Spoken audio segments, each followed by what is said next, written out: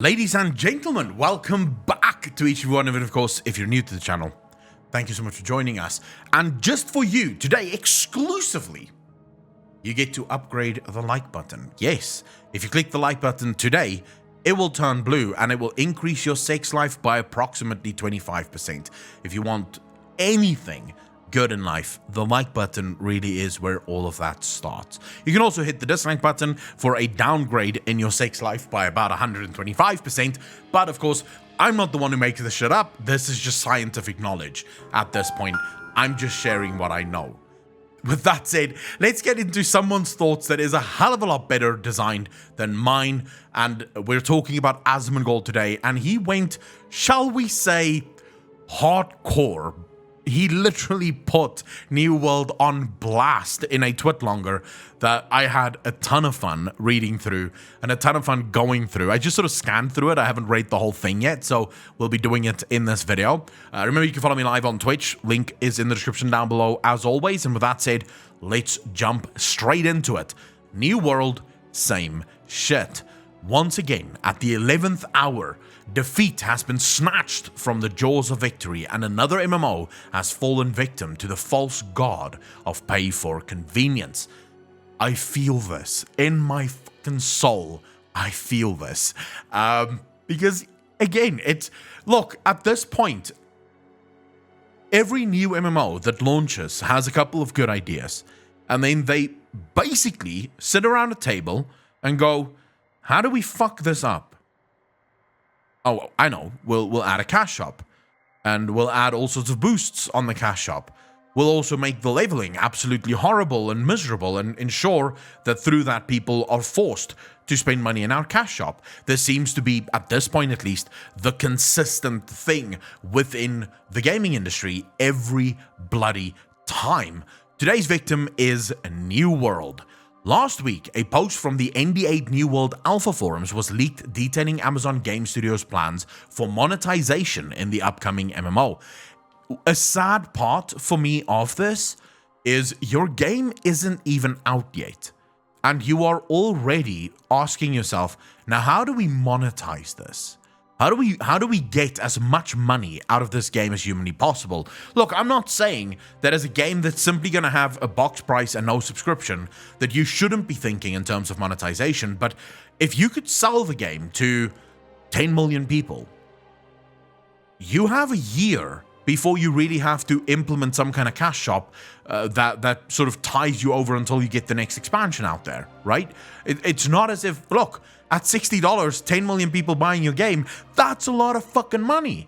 That's a good amount of money that will last you quite some time. You do not need the cash up right off the bat. Now, of course, that's just my opinion. The post outlined the strategy for not only cosmetic items such as weapon and armor skins, but also pay for convenience. Features such as XP boosting in the form of extra rested experience. Keep this in mind, we'll come back to it later, and profession boosting. All this tells me, and all this should tell you, is that their leveling experience and their profession experience is so dog shit that they have no other options but to basically change the game, right? They have no other options but basically to change, to charge people to skip it. Because they made it inconvenient. We really just can't catch a break, can we? And this is where I'll actually borrow something from Kira TV.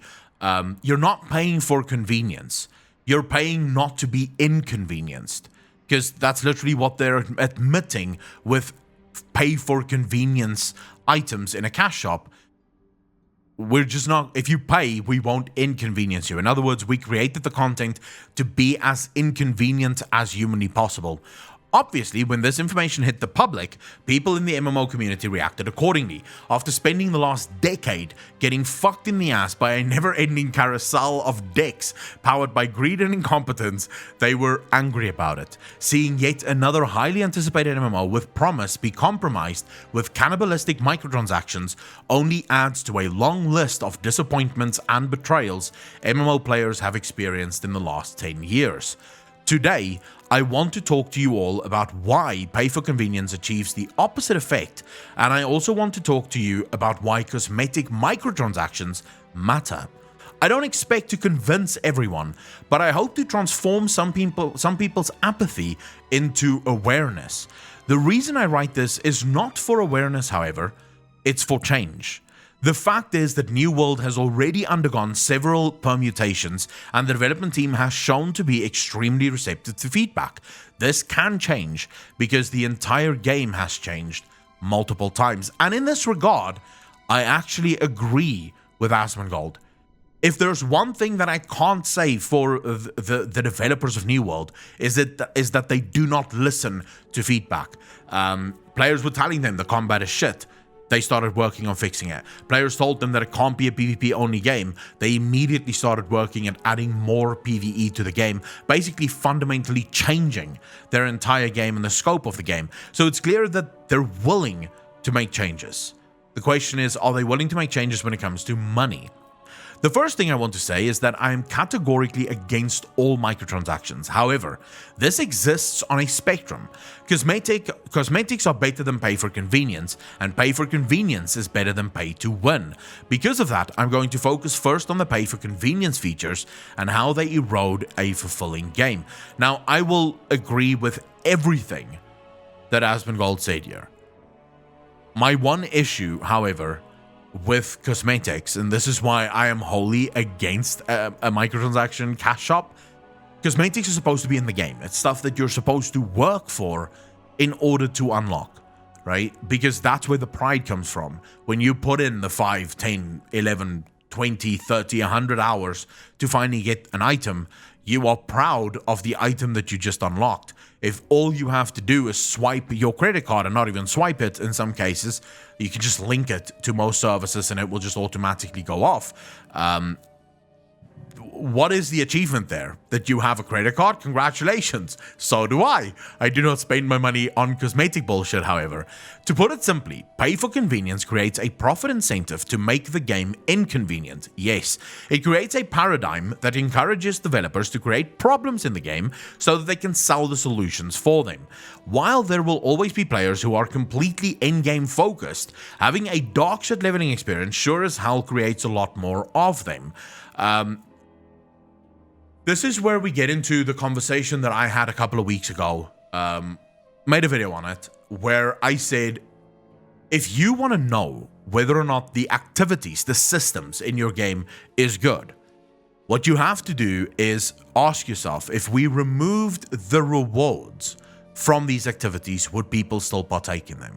If the answer to that is a fundamental no, then you know that your game is shit. The systems that you put in the game is shit. Now, I'm not saying remove rewards. I'm saying that's the philosophical question you have to ask yourself. And then, once the system is on such a level that you go, well, people will do this actually. This is a lot of fun.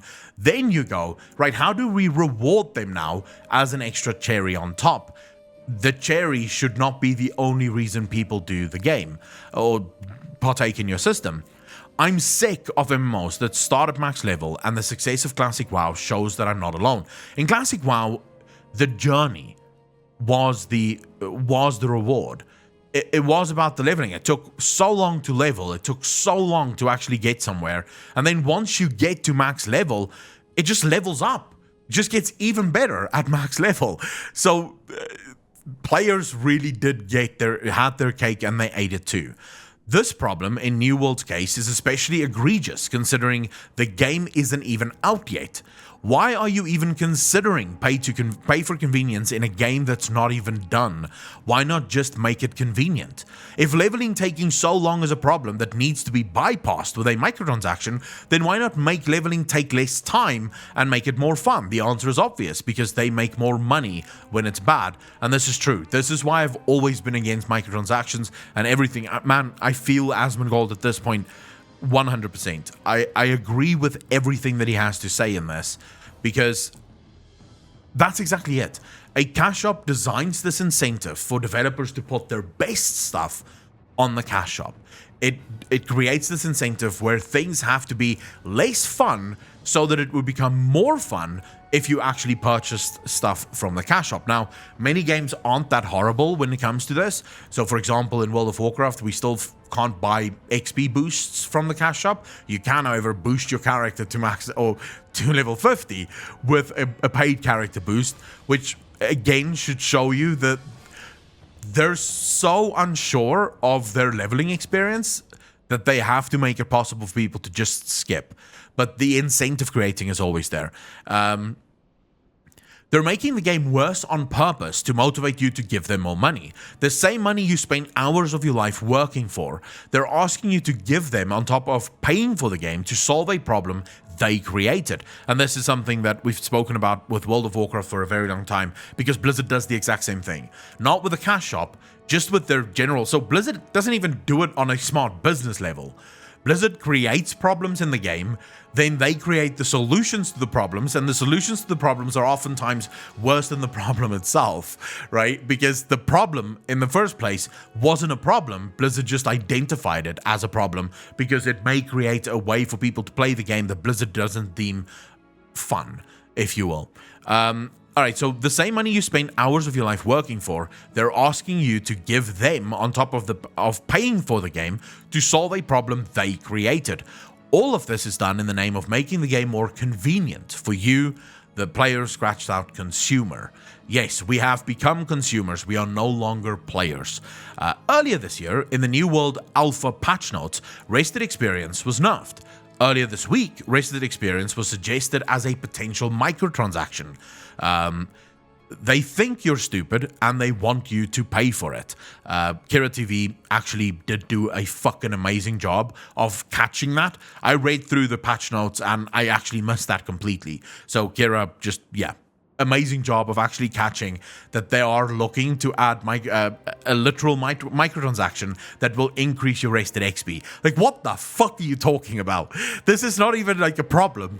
If you really want people to gain XP faster, just make the rested XP fucking go faster. Don't nerf it just so that you can add the solution in the cash shop. This is what this is the same thing COD did, where they had this stupid rectangle or the stupid aiming fucking sort of that you barely see. I can't remember what it is called in English now, but the thing that makes you aim in the game, and then they sold for $1.50 a proper one, right, that you could actually see and would make the game technically easier because you could buy a fucking aiming module, or whatever it's called. I can't remember now. The Englando has just gone out of my brain.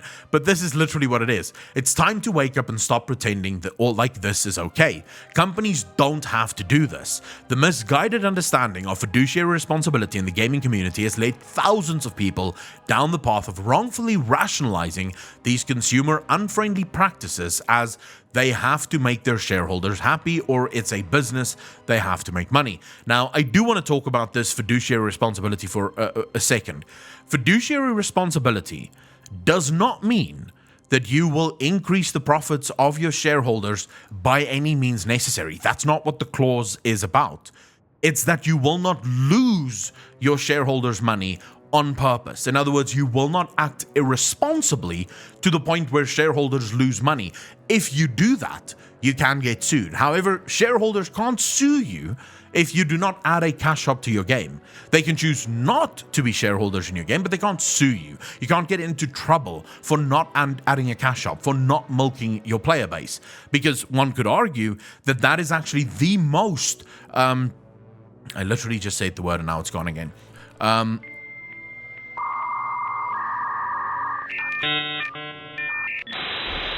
Me, it's gone.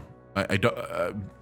When you're acting in a stupid way, knowingly gonna fail. You know that you're gonna fail. What the fuck? It's Englando at this point. Okay, the Englando is gone. I can't speak English anymore. But yeah, the fact of the matter is, fiduciary responsibility does not explain why developers are doing what they're doing, because it's simply not true. And before anyone goes, oh, it's just capitalism, Don't even get me started. If you really want my thoughts on capitalism, join me on Twitch and ask me about it. And I'll tell you why what these companies are doing has nothing to do with capitalism.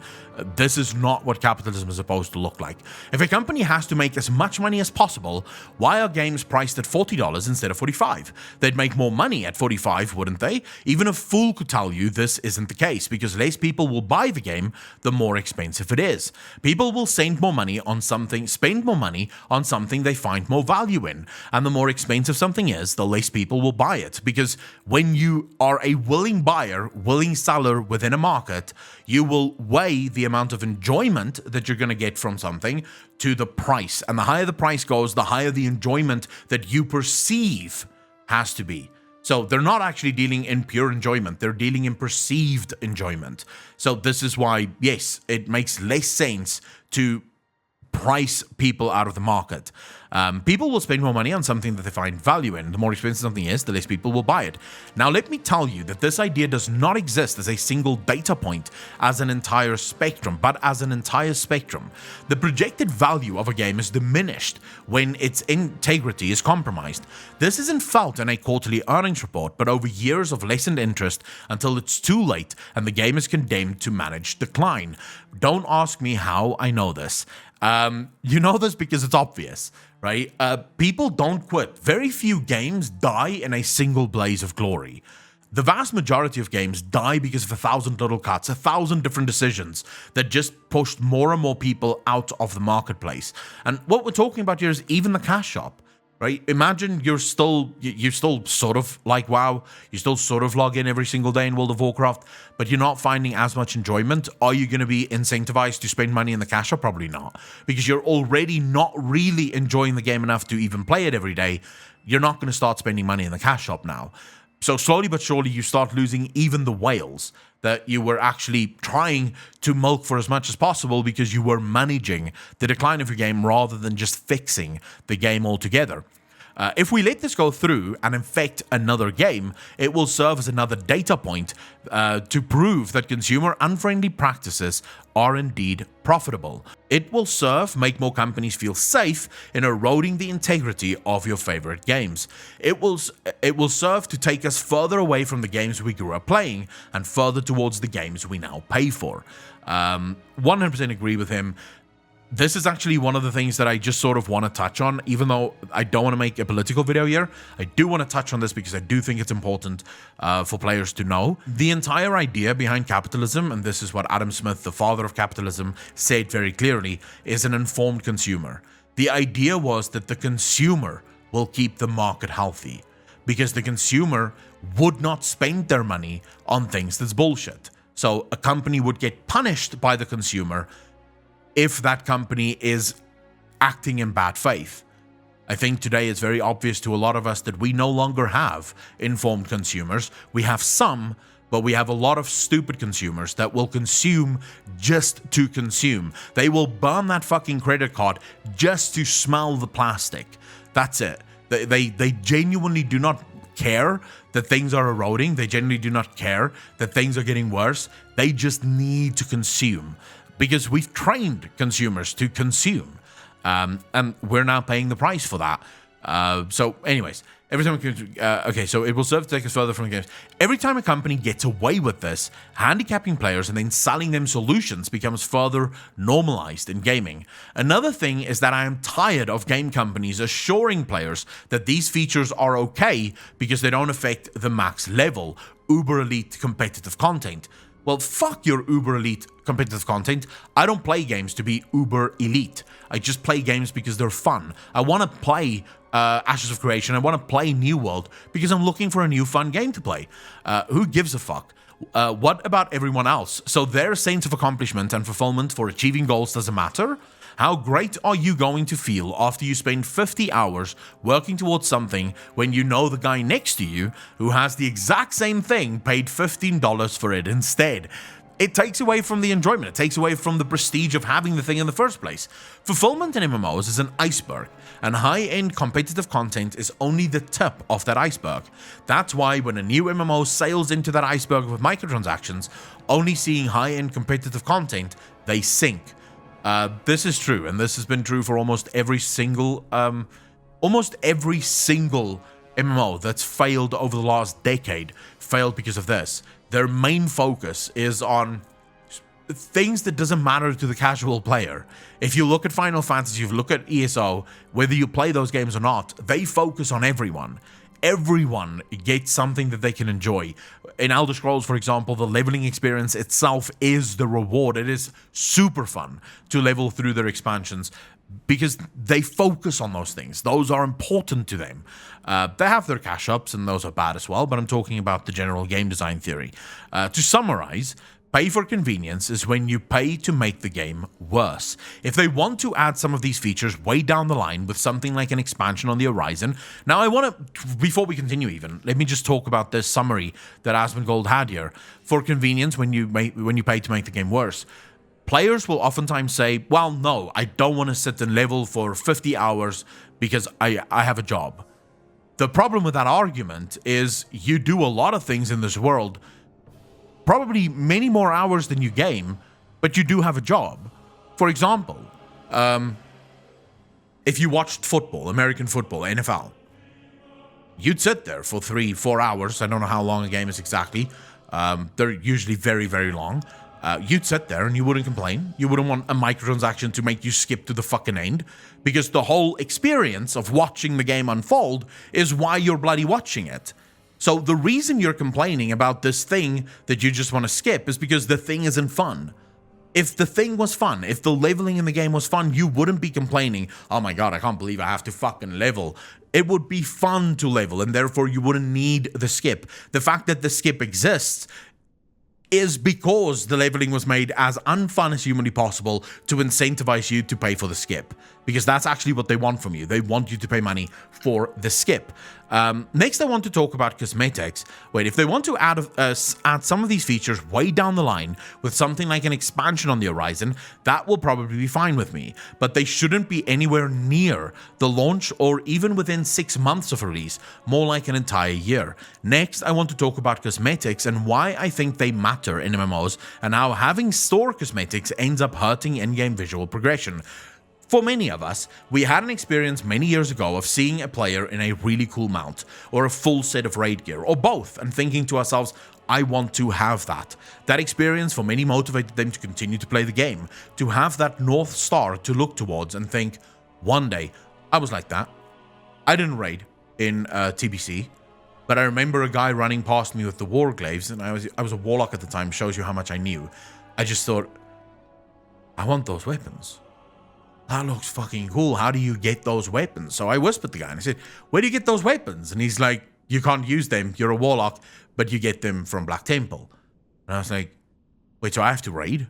You know, I'm gonna have to become a raider. Of course, it took me a long time to actually get there. I finally started raiding in Wrath of the Lich King. But that was the day that I knew I wanted to be a hardcore raider, because I wanted the cool gear. I wanted the cool shit that comes with the gear. So I 100% agree with Asmongold here.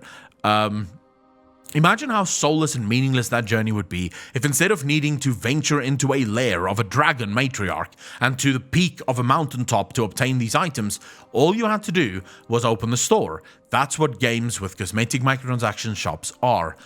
What do you think more people are going to buy? An armored horse, or a flying armored horse with golden wings that has rainbow sparkles that glow when it's moving? Cosmetic shops provide a profit incentive for companies to paywall the best designs and cosmetics behind the shop, because they will generate the most sales. I don't know how many games I've seen that have bland and boring items that are available in-game, and super cool and awesome looking items that are available for real money. Very fucking true. The best mounts in games usually come from the cash shop, because it makes the most sense, right? If you're a company that wants to make money, you're gonna put the best shit behind a paywall. If a game has a cosmetic store, you can expect items on that store to have a generally better standard of quality and uniqueness than the items available in-game. While you personally may have ascended beyond the realms of earthly desires, most people have not. Everyone wants a Lamborghini, not so they can drive 200 miles an hour, but so they can park it in front of a restaurant and show off to other people that they can afford it. It's a real-life cosmetic mount, and people work their entire lives for it. I agree. Supreme t-shirts, Rolex watches, $400 pairs of sneakers, brand new iPhones. I own none of those things, but I get his point.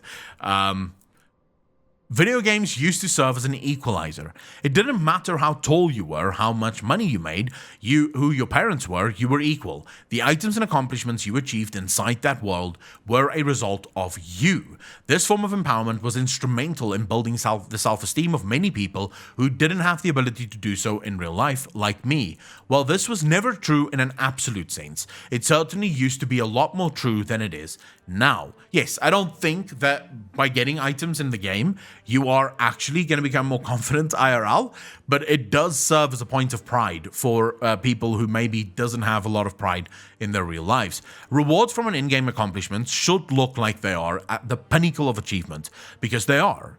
Not something you spend $35 on. If the visuals of something aren't a reason to work towards a goal, that's one less reason for people to play the game. While I know for many, the integrity of cosmetic items is not something that's a high priority, I hope you'll understand why it matters for some of us. I will say this. I don't give a shit about cosmetics.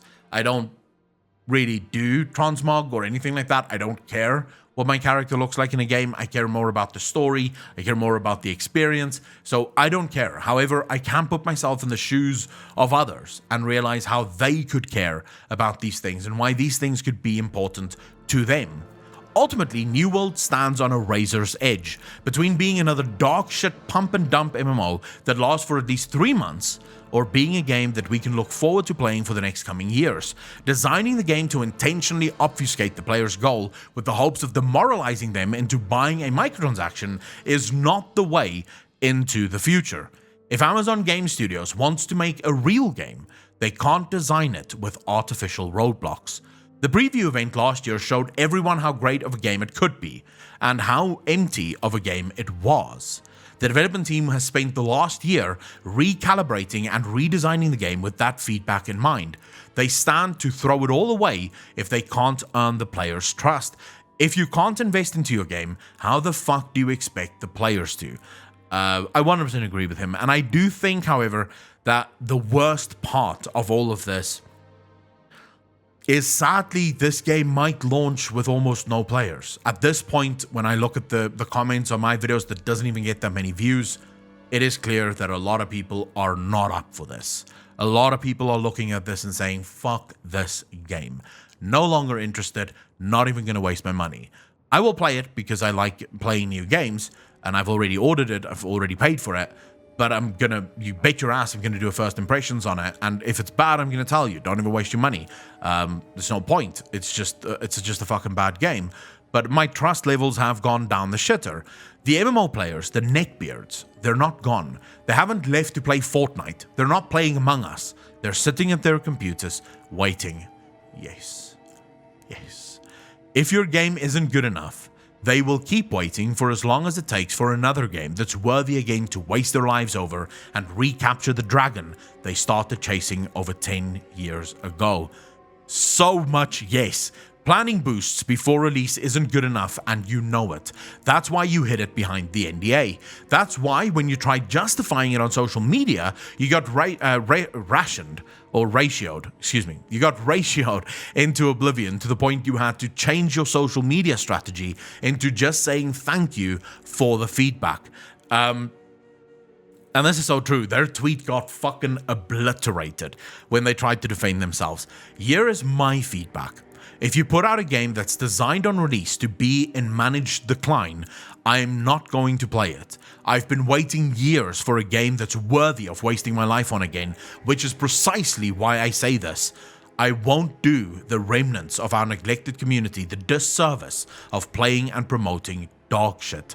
Make the game good, and the neckbeards will return. And I agree with Asmongold here.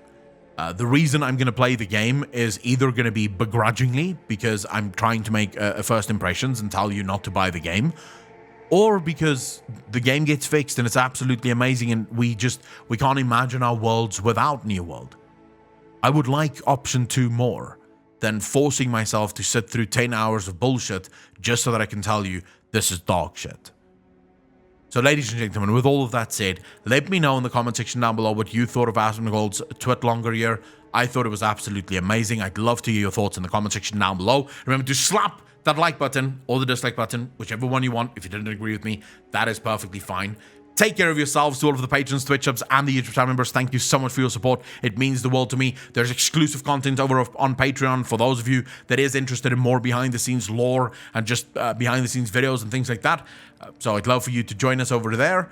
Take care of yourselves. Be kind to one another. Be good to each other. And I will see all of you in the next one. Peace.